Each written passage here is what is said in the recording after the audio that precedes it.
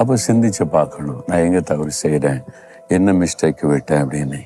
ஒழுங்கா ஜெபிக்கிறீங்களா, ஒழுங்கா வேதத்தை தியானிக்கிறீங்களா, சர்ச்சைக்கு போகிறீங்களா, ஆண்டோருக்கு முதலிடம் கொடுக்குறீங்களா, கர்த்தருக்கு பிரியமில்லாத எதுக்காவது இடம் கொடுத்துட்டீங்களோ சோதித்தை பார்த்து ஆண்டவர்கிட்ட திரும்ப ஒப்பு கொடுக்கணும். ஒப்பு கொடுத்துட்டீங்கன்னா இனிமேல் உங்களுடைய கையின் பிரயாசம் அந்த ஆசீர்வாதத்தை சத்துரு கொண்டு போக விட மாட்டா.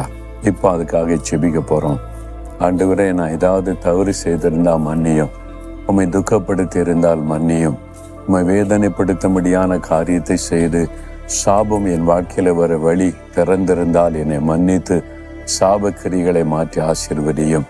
நீங்கள் வாக்கு கொடுத்தபடி நான் பிரயாசப்பட்டு சம்பாதிக்கிற என் தானியத்தை நானும் என் குடும்பமும் சாப்பிட்டமை துதிக்கும்படி இந்த நாளில் இருந்து இந்த வீண் செலவுகள், நஷ்டங்கள், இழப்புகள் இருந்து விடுதலையாக்கி எங்களை ஆசீர்வதியும். இயேசுவின் நாமத்தில் ஜெபிக்கிறோம் பிதாவே, ஆமென்.